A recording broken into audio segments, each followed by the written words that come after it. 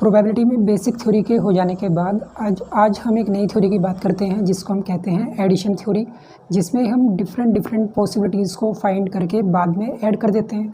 अब इस थ्योरी को हम समझने के लिए प्रॉब्लम को ले लेते हैं ताकि हम ये समझ जाएं कि किस तरह की प्रॉब्लम में हम एडिशन थ्योरी का यूज़ करेंगे। प्रोबेबिलिटी में अभी तक हमने जितनी भी डिफरेंट प्रॉब्लम्स को पढ़ा है, ये जो प्रॉब्लम है ये उनसे बिल्कुल अलग है। इसमें हमने बॉल्स की पॉसिबिलिटीज़ को फाइंड करने के लिए एक प्रॉब्लम को लिया है और यहाँ पहले इस प्रॉब्लम को हम पढ़ते हैं और उसके बाद इसको देखते हैं कि क्यों इसमें हमें एडिशन थ्योरी को यूज़ करना है।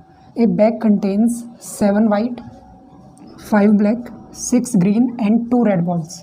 एक बैग में 7 तो हमारे पास है वाइट बॉल, 5 उसमें ब्लैक बॉल हैं और 6 उसमें ग्रीन बॉल्स हैं और 2 उसमें रेड बॉल्स हैं।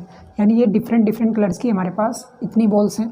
आगे उसने कहा है what is the possibility of drawing 1 black और 1 ग्रीन और 1 red ball in a single trial.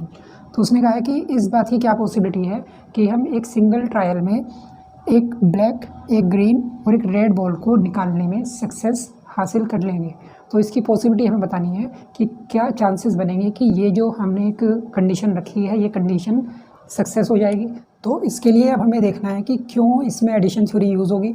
तो सिर्फ ध्यान रखने वाली बात यह है कि इसमें जो हर इवेंट के होने के बारे में जो बीच में एक कंडीशन है, यानी जब भी अलग अलग कंडीशन में जो पॉसिबिलिटीज़ पूछी गई हैं, अगर उन पॉसिबिलिटीज़ में एक सिमिलर वर्ड हो बीच में, वो है OR।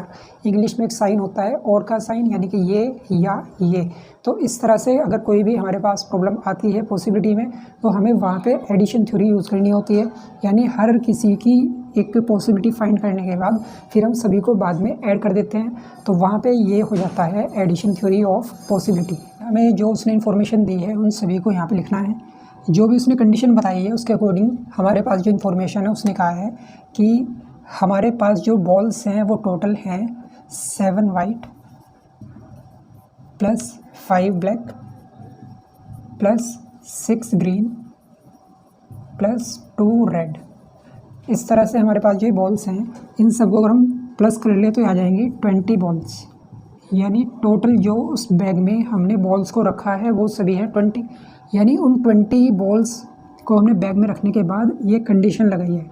अब इसमें जो कंडीशन है उसके अकॉर्डिंग हमें बताना है कि एक ब्लैक बॉल या ग्रीन बॉल या रेड बॉल हमें मिल जाए एक ट्रायल में। यानी हमने एक बार में क्या किया, हमने बैग को बॉल्स से भर दिया, उसमें सारी 20 बॉल्स जो डिफरेंट कलर्स की हमारे पास उनको हमने उसमें रख दिया। अब हमने क्या किया, एक उसमें से हमने ट्रायल किया और वहाँ से हमने एक बॉल को निकाल लिया।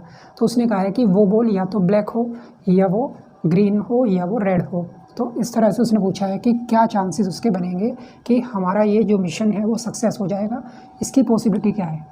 तो अब यहाँ पे जो बेसिक चीज़ें हैं वो हमने देख ली हैं कि ये इस तरह से इतनी बॉल्स वहाँ पे हैं। अब जो आगे बात आती है वो ये है कि अगर वहाँ पे जो हम पॉसिबिलिटी देखना चाह रहे हैं सबसे पहले, तो वो देख रहे हैं हम कि वो ब्लैक बॉल हो। Possibility of getting a black ball, तो ब्लैक बॉल की पॉसिबिलिटी क्या रहेगी, इसके चांसेस हमें देखने हैं। जिसके लिए मैं पहले बता चुका हूँ कि हमारे पास जो बेसिक फार्मूला है उसी फार्मूले के अकॉर्डिंग काम होगा, जिसमें बता चुका हूँ कि पॉसिबिलिटी का फार्मूला होता है favourable events divided by total events. यही फार्मूला हमें हमेशा ध्यान रखना है। अब इन्फॉर्मेशन जो हमारे पास है उसके अकॉर्डिंग ये हम बता सकते हैं कि टोटल फेवरेबल इवेंट्स हमारे पास कितने हैं। हमने कहा है कि एक ब्लैक बॉल होने के चांसेस कितने हो सकते हैं, तो फेवरेबल इवेंट्स हमारे पास कितने हैं। हमें ब्लैक बॉल चाहिए लेकिन हमारे पास 5 ब्लैक बॉल्स अवेलेबल हैं, तो 5 ब्लैक बॉल में से कोई भी अगर आ जाएगा तो हम कहेंगे कि मिशन सक्सेस हो गया है। तो अब यहाँ हो जाएगा 5 तो हो चुका है फेवरेबल इवेंट्स और टोटल इवेंट्स जो हैं वो है हमारे उस बैग में 20। तो इस तरह से कंडीशन बन जाएगी 5/20 कि अगर एक ब्लैक बॉल हमें चाहिए तो उसके चांसेस हैं 5/20। ये होता है फर्स्ट पॉइंट जिसमें उसने कहा है कि ब्लैक बॉल आने के चांसेस क्या होंगे। इसके बाद हमें चाहिए सेकंड, जिसमें उसने बताया कि ग्रीन बॉल होने के चांसेस क्या हैं। तो यहाँ पे निकाल लेंगे possibility of getting a green ball. तो अब हमें बताना है कि ग्रीन बॉल के चांसेस कितने हैं। अब ग्रीन बॉल वाली कंडीशन जो है उसमें उसने बताया है कि ग्रीन बॉल हमारे पास है टोटल 6, यानी फेवरेबल जो हो सकते हैं चांसेस 6 हैं, यानी उन 6 में से कोई भी बॉल अगर आ जाएगी तो हमारा मिशन हो जाएगा सक्सेस। जो भी हमें चांसेस चाहिए वो सक्सेसफुल चांसेस 6 हो जाएंगे। तो यहाँ पे कंडीशन आ जाएगी 6/20। ये हुआ है सेकंड पॉइंट। इसके बाद उसने हमसे कहा है कि थर्ड वाली जो कंडीशन है वो है रेड बॉल। तो रेड बॉल हमारे पास है टोटल 2। अब कंडीशन ये है कि रेड बॉल की चांसेस क्या बनेंगे। अब रेड बॉल की जो चांसेस हैं उसको देख लेते हैं। रेड बॉल के लिए उसने बताया सक्सेसफुल चांसेस जो हो सकते हैं फेवरेबल वो हो सकते हैं 2, और टोटल जो बॉल्स हमारे पास अवेलेबल है वो है 20। तो इस तरह से कंडीशन हो गई है 2/20। अब जो उसने हमसे कहा है वो कहा है कि टोटल चांसेस क्या होंगे। तो यहाँ जो और का साइन है ये हमें बता रहा है कि इन सारी पॉसिबिलिटीज़ को हमें ऐड कर देना है, जिससे हमें पता चल जाएगा कि कोई भी चांस हो जाए, कोई भी काम इनमें से हो जाए तो मिशन हो जाएगा सक्सेसफुल। तो अब हमें यहाँ पे बताना है total possibility to get a black और ग्रीन और रेड बॉल की टोटल चांसेस कितने बनेंगे। अब हम यहाँ पे क्या करेंगे, सभी पॉसिबिलिटीज़ को ऐड कर देंगे। तो सिंपल सा काम हो जाएगा 5/20 प्लस 6/20 प्लस 2/20। तो चांसेस बन जाएंगे, क्योंकि यहाँ पे क्या है डिनोमिनेटर जो है वो सेम है। तो हमें क्या करना होगा, नीचे 20 जो होगा वो बिल्कुल सेम लिखा जाएगा ऐसे ही जैसे लिखा हुआ है, हमें कुछ भी इसमें नया काम करने की ज़रूरत नहीं है। और ऊपर की वैल्यूज़ को हमें ऐड कर देना है।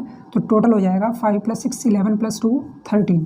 इस तरह से चांसेस हो गए हैं 13/20 कि अगर हमें उन तीनों कलर्स में से कोई भी एक बॉल चाहिए अपने सक्सेस को करने के लिए, अपनी पॉसिबिलिटीज़ को फाइंड करने के लिए, तो इनमें 13 बॉल्स में से कोई भी एक बॉल अगर आ जाएगी तो हमारा जो मिशन है वो सक्सेस हो जाएगा, जो हम चाहते हैं वो काम हो जाएगा। इस तरह से हम किसी भी अलग अलग पॉसिबिलिटीज़ को अलग फाइंड करके और उसको बाद में एक साथ ऐड करके कोई भी चांसेस निकाल सकते हैं, कोई भी पॉसिबिलिटी फाइंड कर सकते हैं। अब एक और प्रॉब्लम को देख लेते हैं ताकि हम इस एडिशन थ्योरी को थोड़ी और डीपली समझ जाएं। इस प्रॉब्लम को समझने से पहले हम देख लेते हैं उस बेसिक फॉर्मूले को जो मैंने अभी आपको बता दिया है वैसे तो, लेकिन उसको थोड़ा सा नोट डाउन कर लेते हैं ताकि हमें ध्यान रहे। जैसा कि मैंने बताया है कि पॉसिबिलिटी ऑफ ए और बी, तो इसका जो फॉर्मूला बनता है वो बनता है possibility of A plus possibility of B. इसी तरह से अगर आगे भी हैं तो वो भी इसमें ऐड करते चले जाएंगे। अगर सी भी आ जाएगा तो प्रोबेबिलिटी ऑफ ए और बी और सी, तो यहाँ पे ऐसे ही probability of A plus probability of B plus probability of C, यानी जितने भी पार्ट्स इसमें ऐड होते जाएंगे उतने ही यहाँ पे टोटल बन जाएगा। ये जो फॉर्मूला है ये यूज़ करते हैं हम जब हमारी जो डिफरेंट पॉसिबिलिटीज़ हैं उन सभी पॉसिबिलिटीज़ का एक दूसरी पॉसिबिलिटी से कोई भी कनेक्शन ना हो, यानी कि जो एक अलग पॉसिबिलिटी निकाली जा रही है उसमें किसी इवेंट के होने या ना होने से दूसरी पॉसिबिलिटी पे इफेक्ट नहीं पड़ रहा हो, उस कंडीशन में एक सिंपल फॉर्मूले को हम यूज़ कर लेते हैं। इस तरह की पॉसिबिलिटी को हम कहते हैं इवेंट्स आर म्यूचुअली एक्सक्लूसिव। यानी जब भी हम कोई ऐसा क्वेश्चन सोल्व करेंगे जैसा कि मैं क्वेश्चन करा चुका हूँ, तो वहाँ पे यह होगा कि कोई एक पॉसिबिलिटी के होने या ना होने का दूसरी पॉसिबिलिटी पे कोई इफेक्ट नहीं पड़ रहा होगा, यानी इस पर कोई भी डिपेंडेंसी नहीं होगी। तो उस तरह की पॉसिबिलिटी में हमें सिंपल जो पैटर्न है इसको हम अप्लाई कर लेते हैं। लेकिन अगर कंडीशन हो थोड़ा अलग तरीके से, जैसा कि यहाँ पर अभी प्रॉब्लम है, तो पहले हम इस प्रॉब्लम को समझ लेते हैं, उसी से हमें वो पूरी कंडीशन समझ आ जाएगी कि ये बेसिक जो प्रॉब्लम है इसमें और इस दूसरी प्रॉब्लम में क्या डिफरेंस है। प्रॉब्लम ये है, एक card is draw from A pack of cards. एक कार्ड हमने किसी पैक ऑफ कार्ड से ड्रॉ कर लिया जिसमें 52 कार्ड्स होते हैं। Find the probability of getting a king और ए कार्ड ऑफ स्पेड। उसने कहा है कि इस बात की क्या पॉसिबिलिटी है कि हमें उस कार्ड में जो हमने निकाला है एक हमें किंग मिल सकता है या वो एक कार्ड जो होगा वो स्पेड का कार्ड होगा। तो यहाँ दो कंडीशन हो गई हैं कि या तो वो किंग हो या वो एक स्पेड हो। अब जो इसमें डिफरेंस आया है उस डिफरेंस का मतलब क्या है। प्रॉब्लम के अकॉर्डिंग हमने सभी कार्ड्स को यहाँ तैयार कर लिया है कि कौन कौन से कार्ड्स की पॉसिबिलिटीज़ यहाँ पे आ सकती है, जिसमें हमें पता है कि जो कार्ड स्पेड की बात कर रहा है उसमें स्पेड वाले जो होते हैं वो 13 होते हैं, क्योंकि 13 होते हैं क्लब। इस तरह से दोनों हो जाते हैं 26 और 26 होते हैं डायमंड और हार्ट। इस तरह से वो रेड और ब्लैक वाली बात आ जाती है। तो जो 13 कार्ड्स स्पेड के हैं वो 2 से स्टार्ट होते हैं 10 तक, उसमें होते हैं मैथमेटिकल नंबर, फिर होता है उसमें जैक, फिर क्वीन, फिर किंग और फिर एस। इस तरह से तो वो 13 कार्ड्स हो सकते हैं जिसकी पॉसिबिलिटी उसने हमसे पूछी है। दूसरी कंडीशन है कि 4 कार्ड्स जो उसने किंग वाले कहे हैं, क्योंकि किंग के जो कार्ड होना चाहिए, हर तरह की जो हमारे पास ये एक वैल्यूज़ हैं उसमें जो किंग होगा वो सब जगह होगा इस तरह से। तो एक जो किंग होगा वो यहाँ स्पेड में होगा, एक इसमें क्लब में होगा, एक डायमंड में और एक हार्ट में होगा। तो इस तरह से 4 हमारे जो किंग होंगे वो इस तरह से हो सकते हैं। अब जो इसमें डिफरेंस है इस प्रॉब्लम में वो ये है कि जो किंग की बात वो कर रहा है वो किंग इन 13 जो कार्ड्स हैं इसमें भी वो इंक्लूड है, और वो किंग यहाँ पर भी है। ये सेम किंग जो यहाँ पर है वही सेम किंग यहाँ पर है, यानी ये जो किंग है इसकी जो काउंटिंग हो जाएगी वो 2 बार हो जाएगी। तो इस तरह की जो प्रॉब्लम होती है उसको हम कहते हैं कि this problem is not mutual exclusive. तो इस तरह की प्रॉब्लम के लिए हमें क्या करना होता है कि जो काउंटिंग डबल हो जाती है उसको हम वहाँ से ड्रॉ कर लेते हैं, अलग कर देते हैं उसको, और फिर हम एक नेट जो पॉसिबिलिटी बचती है उसको बताते हैं कि सही जो इन्फॉर्मेशन है वो ये है। इसके अकॉर्डिंग जो प्रॉब्लम का जो एक फॉर्मूला बनता है वो ये होता है कि पॉसिबिलिटी ऑफ ए और बी, उसकी कंडीशन बन जाती है possibility of A plus possibility of B minus possibility of A and B. तो जो एक ऐसी कंडीशन है जो पॉसिबिलिटी दोनों में सिमिलर हो, तो उस सिमिलर वैल्यू को हम एक बार लेस कर देते हैं। तो ये जो एक इसमें एक्स्ट्रा चीज़ आ गई है, ये लास्ट वाला जो पार्ट है फॉर्मूले में, तो वो यही है कि अगर इस एक्स्ट्रा पार्ट को हम देख लें तो इससे हमें पता चलता है कि ये उस एक्स्ट्रा जो एक पॉसिबिलिटी है उसकी बात कर रहा है, और उसे हमें यहाँ से अलग कर देना होता है। अब जो सिंपल जो कंडीशन बनी है उसके अकॉर्डिंग ये हुआ है कि पॉसिबिलिटी जो हम देख रहे हैं उस कार्ड के होने की कि वो एक कौन सा कार्ड हो, स्पेड हो। पॉसिबिलिटी यानी स्पेड में उसने कोई पर्टिकुलर डिज़ाइन नहीं कहा है, तो वो तो ये हुआ है कि इसमें कौन सी कंडीशन आ सकती है कि टोटल 52 कार्ड्स में से हमारे पास कितने स्पेड के कार्ड्स हैं, स्पेड है ये, तो ये तो इन सभी 13 कार्ड्स में मिलेगा। यानी कोई भी वैल्यू का कार्ड हो सिर्फ स्पेड होना ज़रूरी है, तो उस स्पेड की वजह से उसकी जो पॉसिबिलिटीज़ बनेंगी वो बनेंगी 13 फेवरेबल, और जो टोटल इवेंट्स हैं वो हैं 52। ये तो हुई है पहली कंडीशन कि अगर उस कार्ड के होने के चांसेस स्पेड के हों। दूसरी कंडीशन है कि अगर वो कार्ड हो एक किंग का कार्ड, तो जो दूसरी कंडीशन है उसके हिसाब से पॉसिबिलिटी बन जाएगी यहाँ पे किंग। तो किंग के जो चांसेस हैं हमने देख लिए यहाँ पे, इस तरह से इन 4 में से कोई भी एक कार्ड हमें मिल सकता है 4/52। लेकिन अब हमें यहाँ पे उस सिमिलर पॉसिबिलिटी को लेस कर देना है, क्योंकि अगर हम यहाँ पे एक सिंपल सी चीज़ देखें तो जो किंग है यहाँ पे इन 13 में भी है यहाँ, और ये किंग यहाँ इन 4 में भी है, तो इस 4 में भी किंग यहाँ पे इंक्लूड है 4/52, और यहाँ पे 13/52 में भी एक किंग हमारे पास है। हम इसकी जो टोटल पॉसिबिलिटी निकालेंगे इज़ ए किंग और स्पेड, तो जब इसका आंसर निकल के आएगा वो आएगा 13/52 प्लस 4/52, और इसमें से लेस कर देंगे -1/52। इस तरह से ये हमारा जो एक सही आंसर आएगा वो ऐसे निकल के आएगा। तो 13 और 4 हो जाएंगे 17, और 17 में से 1 जाएगा तो बचेगा यहाँ पे 16/52। अब इसको हम लिख सकते हैं थोड़ा और स्मॉल करके, तो हम इसको क्या करेंगे 4 से डिवाइड कर लेंगे।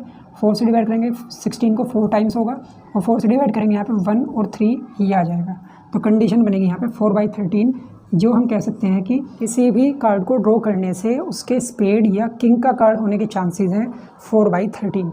और इसमें जो हमने प्रॉब्लम में थोड़ा एक स्पेशल जो एक काम देखा है वो ये देखा है कि इसमें जो है एक पॉसिबिलिटी एक बार से ज़्यादा बार काउंट हो गई है, तो हमने फॉर्मूले में छोटा सा डिफरेंस कर दिया, छोटा सा चेंज किया, जिसमें जो एक कंबाइंड पॉसिबिलिटी थी उसको हमने लेस कर दिया। अब कंबाइंड पॉसिबिलिटी वैसे यहाँ पे 2 बार है, किंग एक बार वहाँ पे है, एक बार किंग यहाँ पर है, तो हमने उसको एक ही बार लेस करना है, क्योंकि अगर हम दोनों बार लेस कर देंगे तो वो काउंटिंग में नहीं आएगा। तो ये हमें ध्यान रखना है कि म्यूचुअल एक्सक्लूसिव कंडीशन ना बनती हो, तो हमें वहाँ पर इस तरह से एक छोटा सा एक्स्ट्रा काम करके फॉर्मूले में अपनी पॉसिबिलिटीज़ को फाइंड कर लेना है। इस तरह से हम एडिशन थ्योरी में प्रॉब्लम्स को करते हैं। आने वाली एक क्लास में और हम पढ़ेंगे एडिशन थ्योरी की डिफरेंट जो और कंडीशंस हो सकती हैं उसको हम कैसे फाइंड करेंगे। आने वाली क्लास में उसको हम सीखेंगे।